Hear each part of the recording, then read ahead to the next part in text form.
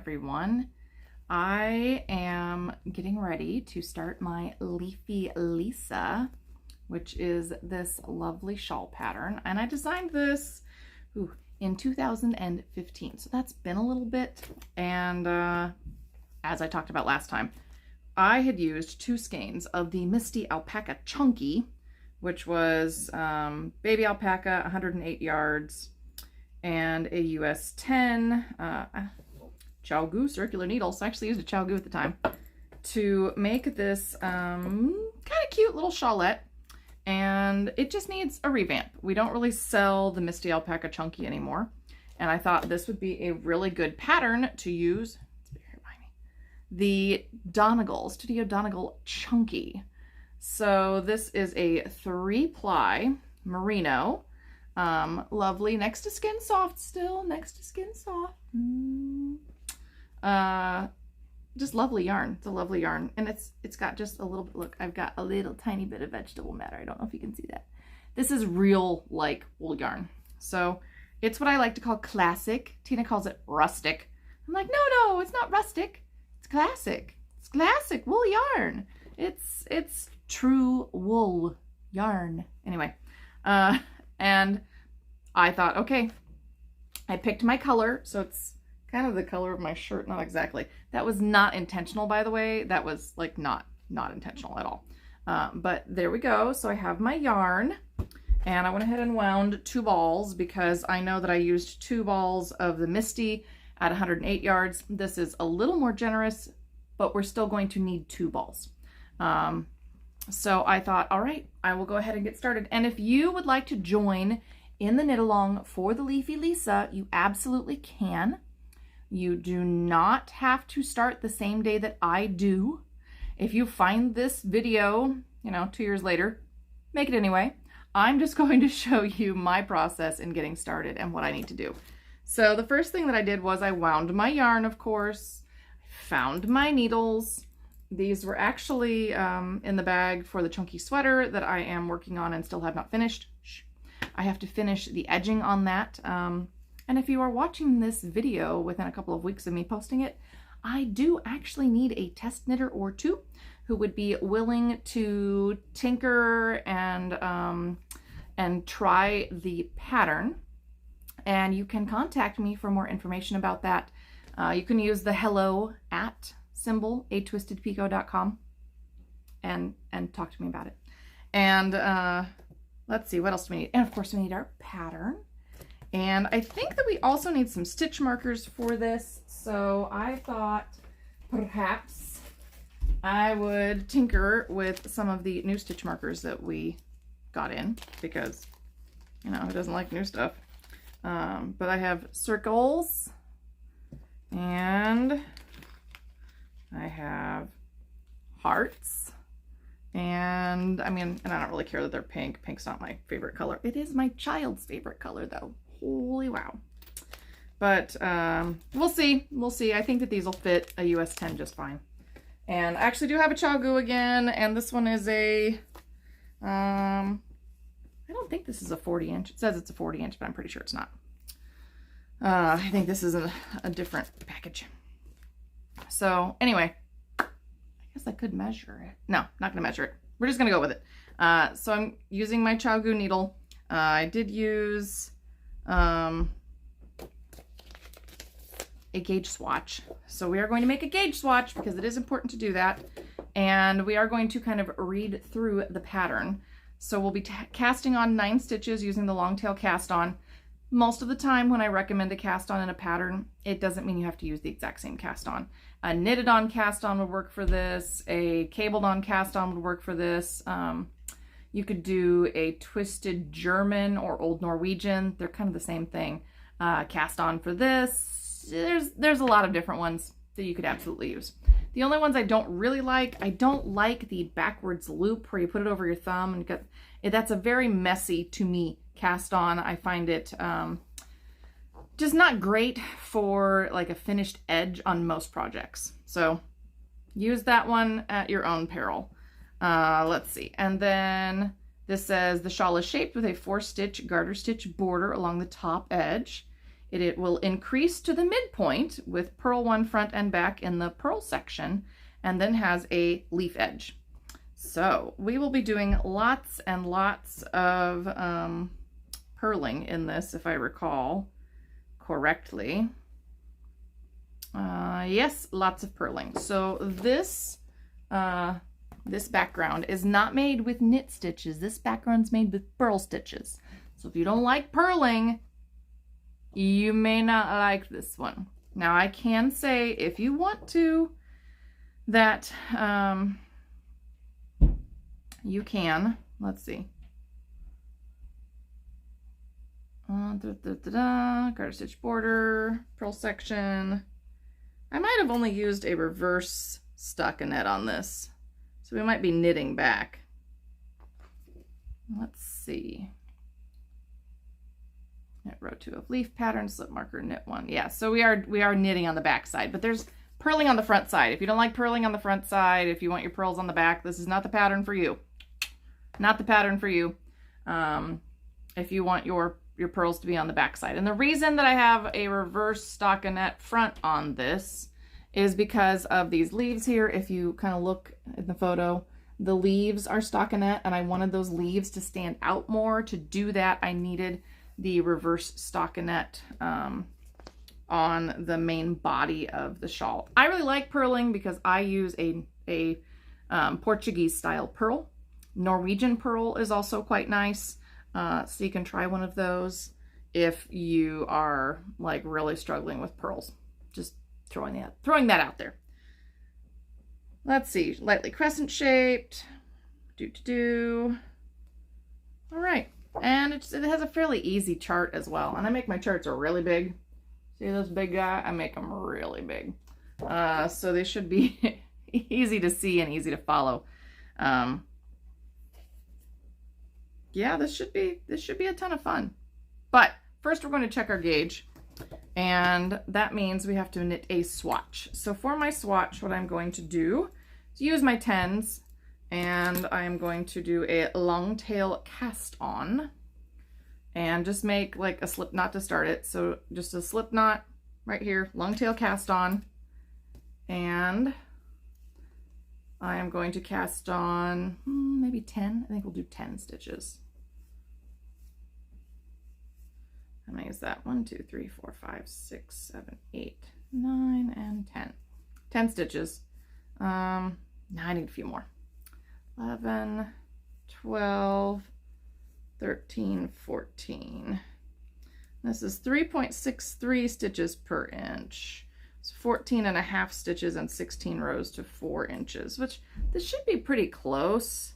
But it's a little different yarn and probably slightly different needles too, if I'm being perfectly honest. And I am going to do a knit front purl back on my swatch, and then I will go ahead and wet this. Yes, I'm actually going to get it wet. I'm going to wet this. I'll measure it before and after too, or we can measure that together and we can see what happens when it's washed and dried. The beautiful thing about the Studio Donegal yarns is that most of them will bloom very nicely when you wash them. So that means that when you wash the spinning oil out and your own hand oils, okay, and I'm a sweaty person, so I may have said that before, but I am a sweaty person. When I knit especially, I'm a sweaty person. So I always make sure that I wash my items before I gift them and or send them for sample photos because, yeah, sweaty person. Let's see. Coming along nicely. So I'm just going to knit, this says that I should have 16 rows-ish to 4 inches. Oh, actually, I did an unblocked swatch. Oh, even better. So that means that I am going to go ahead and wash this anyway, but we get to do this from the unblocked gauge. And sometimes I do that. Sometimes I go ahead and I put the unblocked and the blocked gauge on. Sometimes I only put one or the other. So that is a good indicator of what you can expect in the pattern yourself. It's really important to read your pattern. Clearly, I haven't read this all the way through for a very, very long time. And if you think that I can remember all of my patterns and what I was doing, nope, definitely not. I always have to go back and reread patterns if someone has an issue, a problem, whatever. Like, I have to go back and check it, because I have so many patterns published now that I don't just remember them offhand. And that's fine. There's nothing wrong with that. And I do sometimes make mistakes. I do make mistakes in patterns, and I have to go have it fixed. And then I have to send out a message and let everybody know about it. But it happens. Totally happens. Ooh, I am liking this. I do. Okay. Tina and I were just talking about this, actually. We were just talking about this. Neither one of us really likes chunky. But I'm knitting with chunky. But neither one of us really likes chunky. However, there's something about the Studio Donegal. I don't know if it's just because it's only a 3-ply yarn that makes it a chunky, or if it doesn't feel as like fat and weird, I guess, as a lot of the chunky yarns out there. I can't tell you, but I do really enjoy working with this specific, or this particular chunky. And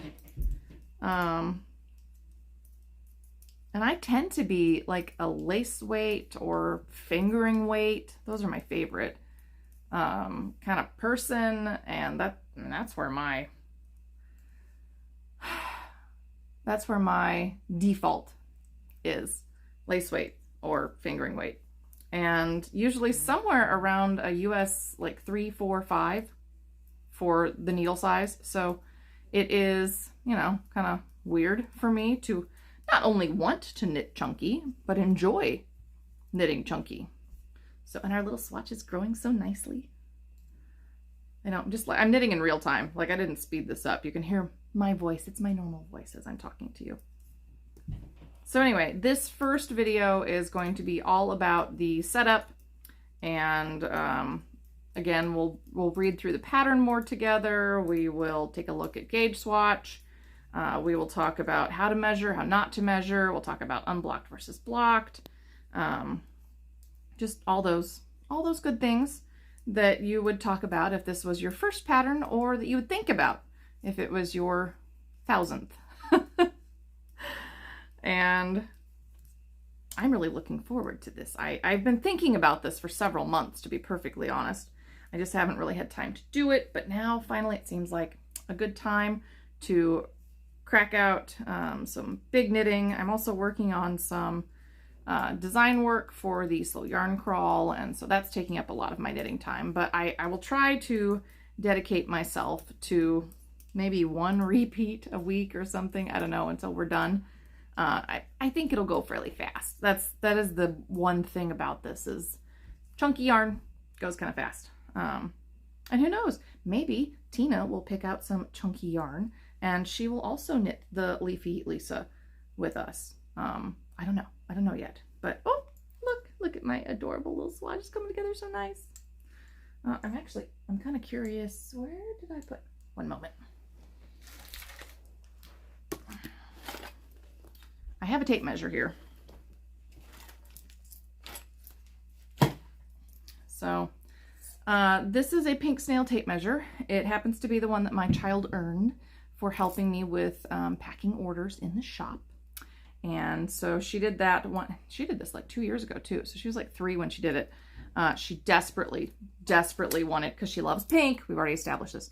She loves pink. So she desperately wanted the snail. Yes, it's a snail tape measure. It is super cute. I'm not gonna lie, and I'm not even a huge snail person. I mean, they're all right. They're not my favorite critter. But she has really got a thing for snails, bees, butterflies, moths. She's really into moths. I can't explain that. But you know, I embrace it. Move on. She earned the snail. However, I kind of stole it back from her and I put it in my knitting bag. Nobody let her see this video until she's older. Okay, just mentioning. Okay, I'm just gonna do a quick little checkaroo to see kind of where I am on my unblocked Let's go top of that stitch. 1, 2, 3, 4, 5. So this is 16 rows. So it's 4 rows per inch. But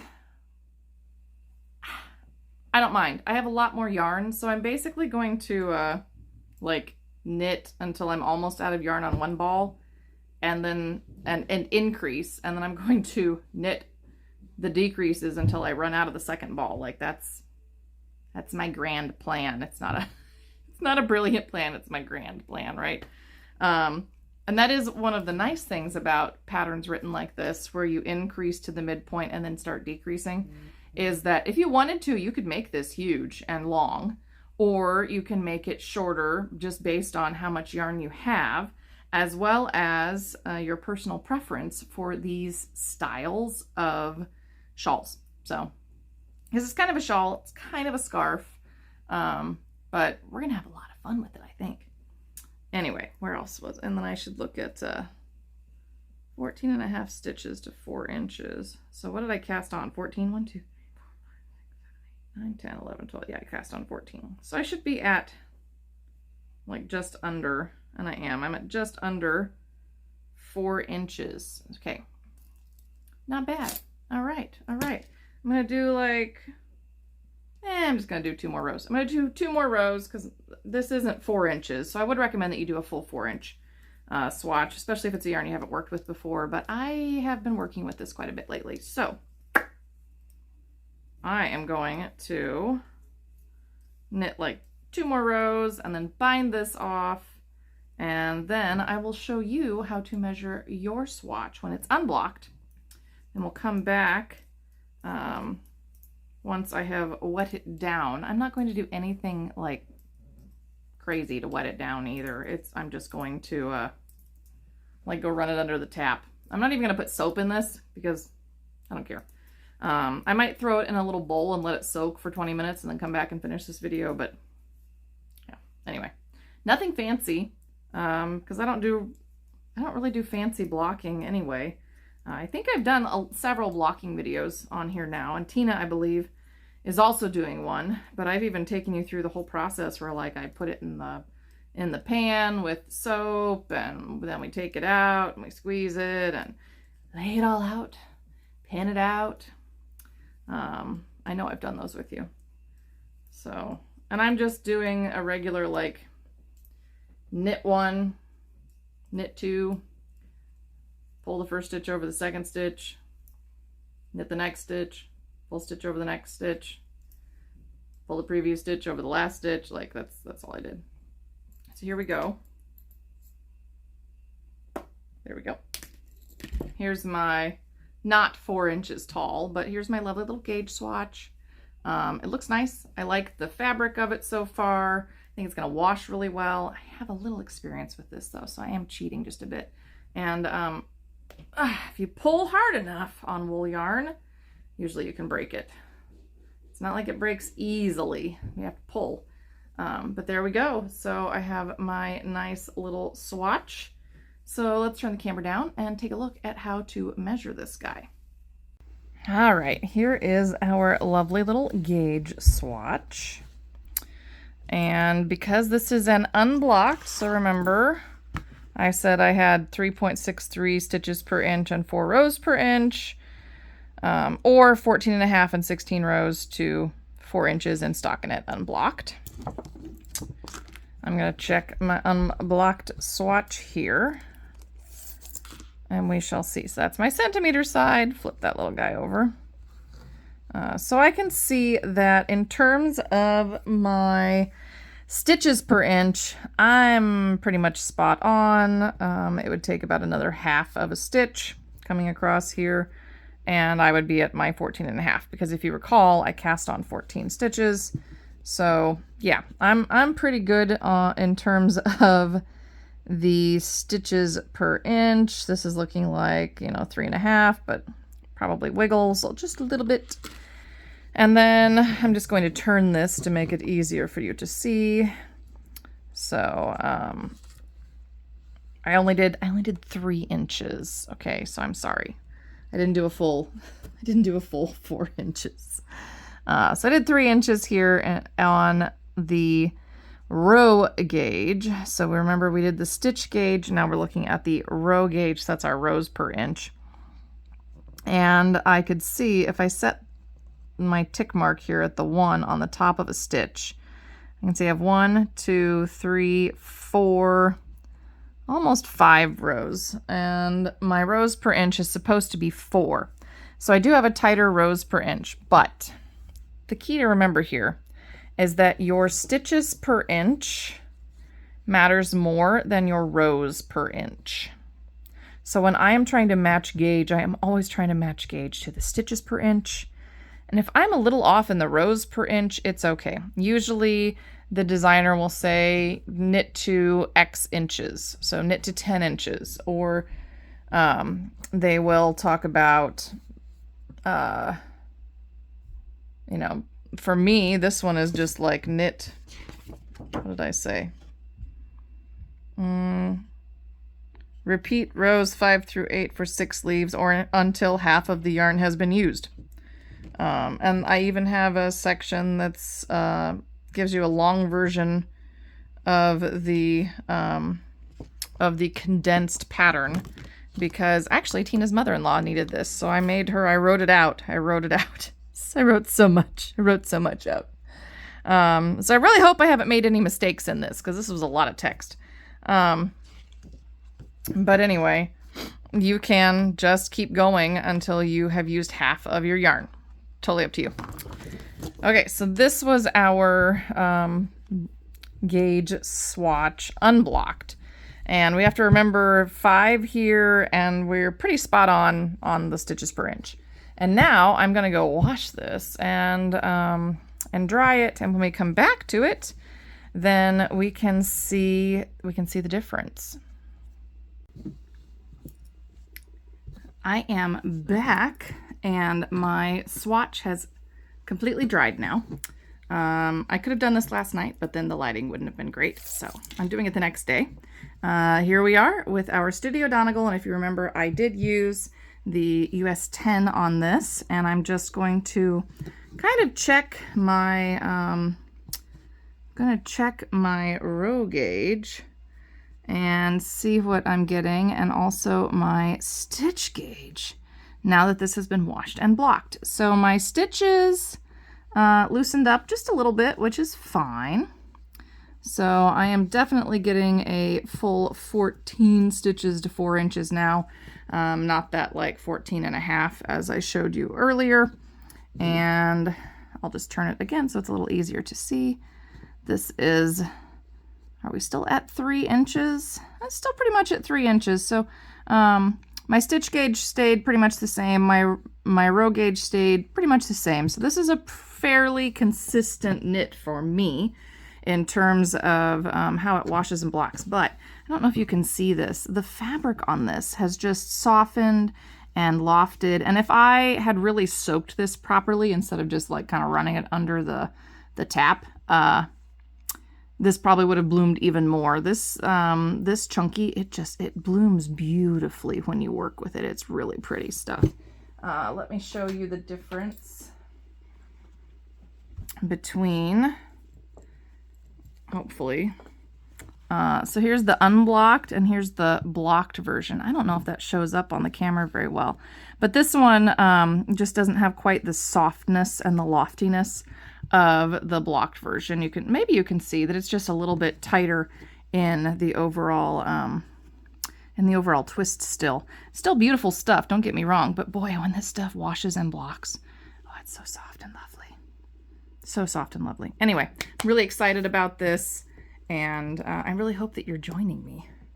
So now I'm going to go show you how to actually do the knitting and get started. Okay, so now that we've done that, let's look at how to start. So we're going to cast on 9 stitches using the long tail cast on. And I did that really fast, but we can do that a little slower. So you start with a slip stitch, and I make my slip stitch funny, so I'm not going to show you my slip stitch. So there we go. Start with a slip stitch, And then we want to cast on 9 stitches, so 9 total. So that's 1, 2, 3, 4. So if you don't know how to do the long tail cast on, by the way, you make an M shape. You hold the tail under your curled up hand here. I just tend to use my pinky. And then we scoop. So we go under and over this inside one. And then we're going to pull this back through this loop on our thumb, drop the loop on our thumb off, and then pull it down tight. You don't want to pull this too tight because you'll cause problems later, but there's 5. Oh, sounds like my husband's packing packages. We'll ignore that. So one more time, just in case you don't know the long tail cast on. So I have made an M shape, and I have my yarn kind of wrapped around my fingers, and I'm holding it under my pinky as well. We're going to go under this outside yarn. We're going to go take the tip over the inside yarn. Going to pull that through the loop that was on our thumb, drop the loop on our thumb, and pull it down. And again, don't like strangle this, but also, oh yeah, that's way too tight. Also, don't try not to leave it too loose. You want to try to be consistent. That's why I kind of hold it down here and use my fingers to adjust the tension as I'm going. So there's 6. I'm going to speed this back up. 7, 8, and 9. So there we go, 9 stitches. And then we are going to establish our pattern. So let me see, where did I set those stitch markers? There we go. I do need to put stitch markers in. These are available on the website if you feel that you need them. Oh, look, I like the blue ones and the purple ones. I like blue and purple. Okay. Let's get this pattern started here. I'm going to knit 4. So 1, 2, 3, and 4. Now I am going to place a marker. Oh yeah, it works just fine. I'm going to purl 1.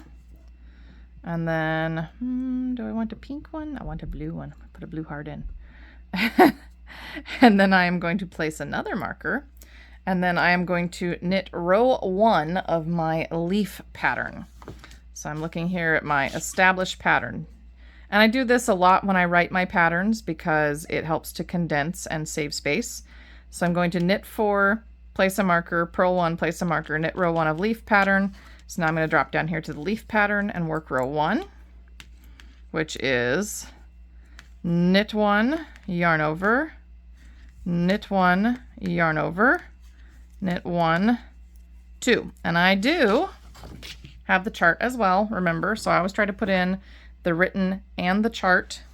I very rarely, I don't think I ever have, but I very rarely would put just a chart in or just a written pattern. I really like working from charts, so once I get into this, I will be working pretty much exclusively from the chart over here. All right, and then row 2 is going to be knit row 2 of leaf pattern. So that's my wrong side, which says I'm just going to purl, and this is my Portuguese purl. So I use my thumb to throw my yarn up and control it, and I don't have great control right now. So row 2, purl 5, and then 1, 2, 3, 4, 5, and then I skipped this, and then I need to do a knit front and back. So I guess I should show you that too. To knit front and back, you knit into the front of the stitch, but then instead of pulling this off, we don't want to do that. We are going to use the tip of our needle and we're going to knit through the back loop to make a knit front and back. So there's the front and the back portion of that one. Okay, and now I've slipped my marker, so I know that it is time to knit 1, slip my marker, and knit 1, 2, 3, and 4. And now I will just keep going along with my pattern. So the next row is going to be knit 1, 2, 3, and 4. So we've knit 4 to start. Going to slip this marker. Now we're going to do a purl front and back. So the purl front and back is just like a knit front and back, except we'll purl through the front, and then we'll come here in the back, and we'll purl through the back. So purl front and back. And then it says knit next row of leaf pattern. So that's going to be my row 3. So I'm going to purl 1, knit 1, 2. Okay. Yarn over, knit 1, yarn over, knit 1, 2, 3. Alrighty. Row 4 is going to be knit next row of leaf pattern. So we're on row 4 there as well. So purl 8. 1, 2, 3, 4, 5, 6, 7, and 8. Now we're going to stop 1 stitch before our marker again. And we are going to do a knit front and back. So knit through the front, knit through the back, slip that marker. Now we're going to come back up here. And we're going to knit to the next marker. So I'm just going to knit both of those stitches, slip my marker, knit 1, 2, 3, and 4.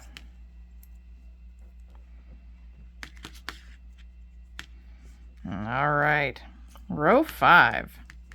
We're going to knit 1, 2, 3, and 4, slip marker, and now that you can see it established, we are always going to knit these 4 stitches on every side. These 4 stitches here will always be knit. So I don't have to think about this as much now, because every time I encounter these 4 stitches, I'm going to knit them. It doesn't matter if I'm on the right side or the wrong side. These are knit stitches.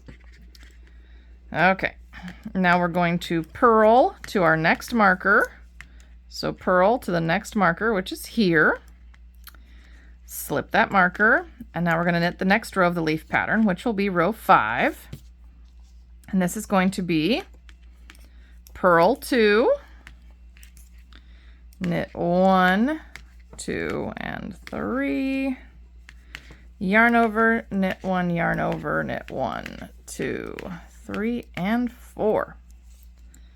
So now you can really see how our leaf pattern, here's our leaf pattern, is being established. And here we've got kind of this purl section, this reverse stockinette section, and then here we have our garter edge. Okay, so row 6 is going to be the next row of the leaf pattern. So we're going to purl 10 this time. 1, 2, 3, 4, 5, 6, 7, 8, 9, 10. Let's see. Knit front and back, knit front and back, and knit 1. All right, and now what do? We're going to knit to the next marker, slip that marker, and then knit 1, 2, 3, and 4. So now you can see how we are building out, and we will start to decrease now to shape that leaf along our edge. Okay, so I know that these are going to be knit stitches, so I'm just going to go ahead and knit those. And this is going to be a slip marker, purl front and back. So purl the front, purl the back. This will also be a purl because we're establishing the, oh no, I lost my stitch marker. Get back on there. Purl to next marker, and then we're going to slip that and work the next row of the leaf pattern. So now this time I am down on 7. Yes. So purl 3. 1, 2, 3. Now knit 4. 1, 2, 3, 4. Yarn over, knit 1, yarn over, knit 1, 2, 3, 4, 5.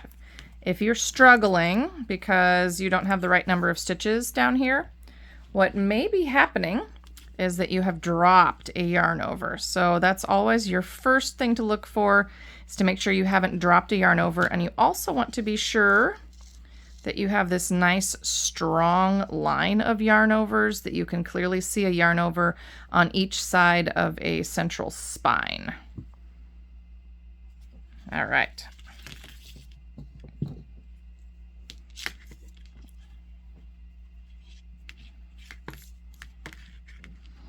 And now we're back at row 8, so we are going to purl 12.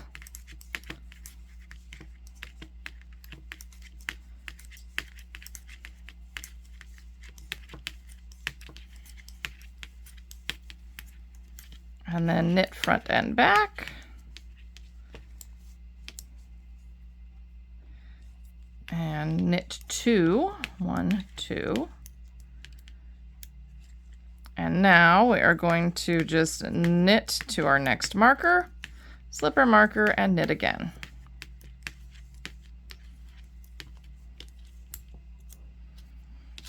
So on the wrong sides, what we essentially are doing is we are going to work whatever row of the leaf pattern is next, slip our marker, knit across to the next marker, slip it, knit it again, and then knit the last 4 stitches. So we're going to basically just work the next row of our leaf pattern, and when we slip that marker, we're going to knit all the way to the end on every wrong side row, at least for this. Oh, I don't need all those right now. Look, I didn't even need a lot of markers. I only needed 2. Good thing I picked the nice ones, the pretty ones. I love this blue heart. Oh, I love purple too. I guess I could have put a purple heart in there. But this really helps me to make sure that I know this is my edge side and this is my leaf side, because I have 2 very different markers in there. So that can be a visual cue for you as well. Okay, and now we are going to be repeating rows 5 through 8 for 6 leaves, or until half of the yarn has been used. That just means that we're going to do that knit 4 like we've established, and then we are going to follow our purling or knitting or adding a stitch with purl front and back for those rows over and over again while we keep building our leaves. So let's keep going. Row 9.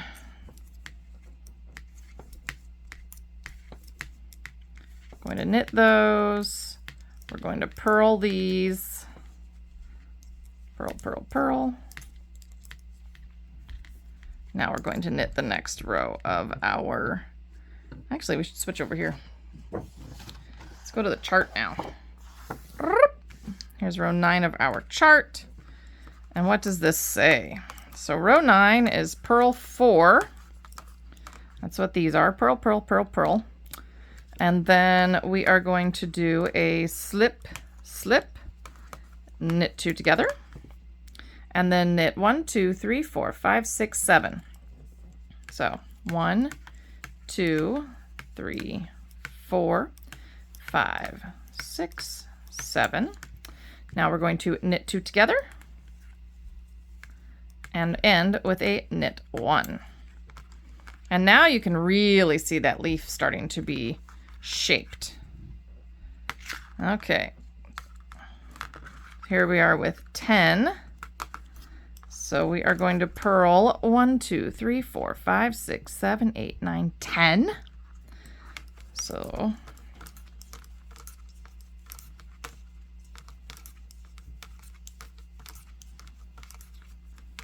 and now we are going to do a knit front and back, because on the back side, this is a knit front and back. That's an important thing to remember. If you haven't used charts before, there is a key to what each of the little squares means. This just means this is a no stitch. You ignore all of the gray ones on a row if you see them. These are yarn overs. Here we have, if this was on the right side, it would be a purl front and back, but because it's on the wrong side, it's a knit front and back. You do the opposite of the action, which is also why, even though on row 10 it looks like we would be purling, we're actually going to knit these 3 stitches, because you're doing the opposite of what is required And now I know that I'm just going to knit all the way back across because we established on wrong side rows. We're basically just gonna go knit, knit, knit, knit, knit, knit all the way to the end. All right. So now we are ready for row 11. And in row 11, what's going to happen is that in this section, we are going to do another purl front and back right here at this first stitch, because every 4 rows we should be adding a stitch in between our 2 markers as we go along from here on out until we reach half of our yarn or our midpoint. And then we'll be doing something different. But the important things to remember are you're going to knit every stitch in this section on every row. This section you're going to add an increase every 4th row with a purl front and back at the beginning of your section. And this section you can follow along with either the chart or the written directions. And if you need a little more help getting started, I have the long version written out here that gets you down to row 36, where then you would repeat again all the way down. So if you're really having trouble remembering what to do and going back and forth, you can use sort of the cheat sheet on the back.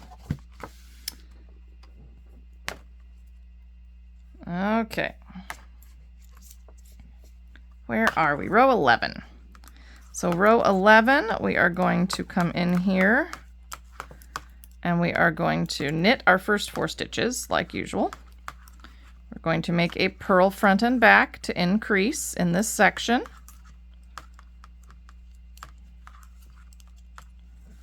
And then we are going to, let's see, purl 1, 2, 3, 4, 5. Now we are going to slip, slip, knit. And again, we know that from our chart key. So slip, slip, knit. Now we're going to knit 1, 2, 3, 4, 5.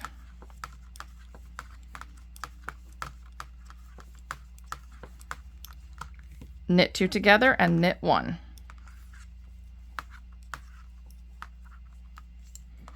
And then we'll turn this around, and row 12, then we're going to purl 1, 2, 3, 4, 5, 6, 7, 8 stitches. And then we will do that knit front and back.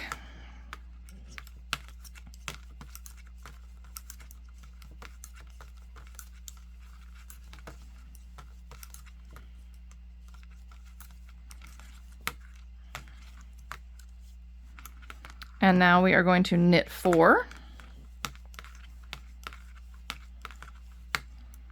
And remember, we've talked about this, but on wrong sides, we're just going to knit all of those stitches, slipping our markers as we come to them, all the way across. All right, row 13.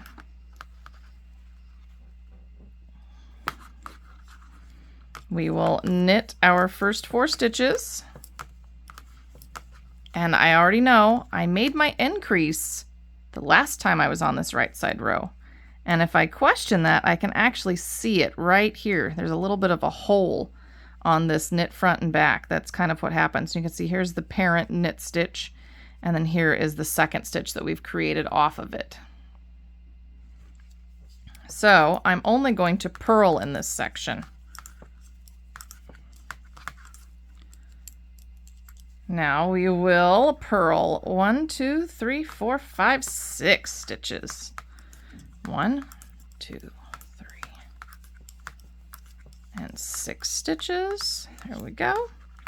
Now we will slip, slip, knit. Knit 1, 2, and 3. Knit 2 together again. Knit 1. And now we're going to roll back around for the wrong side, where we're going to purl 6, knit front and back, and then knit 5.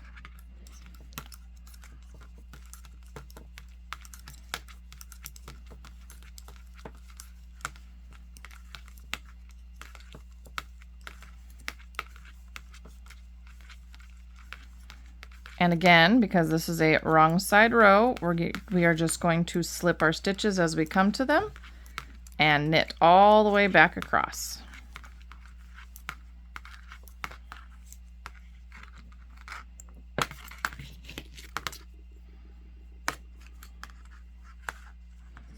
Alrighty. We're going to knit those first 4 stitches because we know that's what we do. And again, now this is another increase row because we're increasing every 4 rows. We're going to purl that front and back, purl to the end of our section, and this time we are going to purl 1, 2, 3, 4, 5, 6, 7.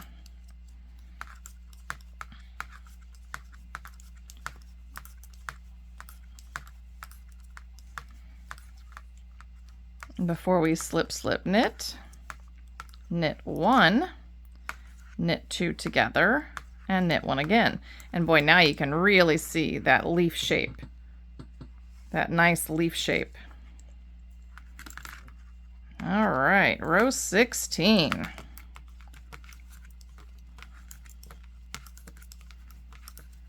We are going to do the purl 4, knit front and back, knit 6,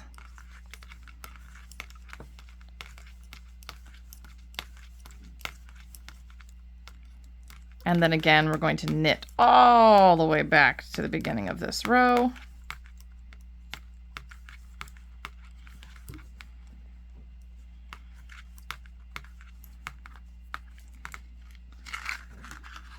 Oh boy. Row 17. We're going to knit those first 4 stitches because we know that's what we do now. We just always knit the first 4 stitches on the right side, knit the last 4 stitches on the wrong side. This is our garter edge. We're just going to knit this all the time. That will also keep it from curling. That's why we do this, where we establish some kind of edge that won't curl. All right, now we increased on the last right side row. So this time we are just going to purl our way across, slip our stitch marker, and this time on row 17, it's purl 8. I don't know if you can see that, but purl 8. So let's do purl 8.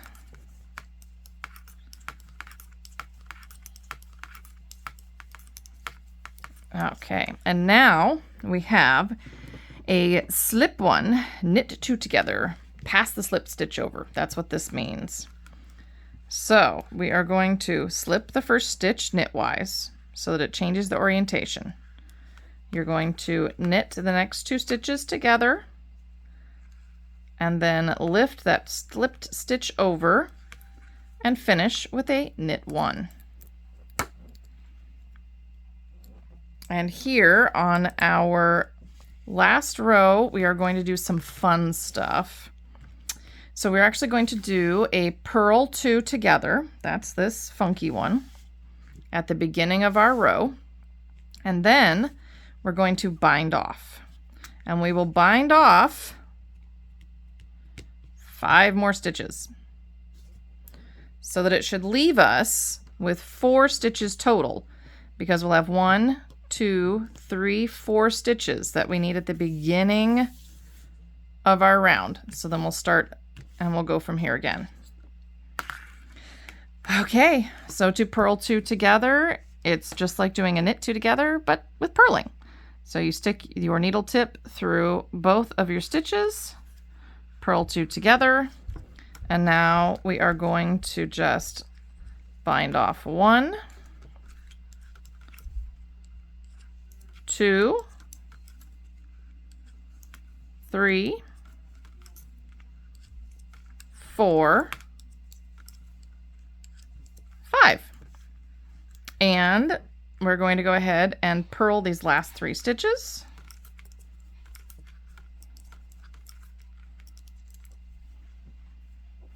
Because that will establish the edge for our next leaf. And again, because this is a wrong side row, we know that we are just going to knit now. Knit all the way to the end. So there we go. We have walked through an entire first leaf, and isn't that a lovely leaf on that edging? Doesn't that look nice? I think it looks nice. Okay, well, I'm going to leave you to your knitting. Hopefully this walkthrough has been helpful, and I will see you all next time as we keep working on our Leafy Lisa shawl. If you don't yet have the pattern or the kit, remember you can buy this from atwistedpico.com, and I'm really looking forward to my lovely carrot, sort of a russety orange, I think, but my lovely carrot color Studio Donegal chunky shawl. So I'll see you next time. Make sure that you have liked, followed, subscribed, commented, you know, just wave hi to me. That's totally fine. And take care of yourself mentally, physically, emotionally, and craftfully.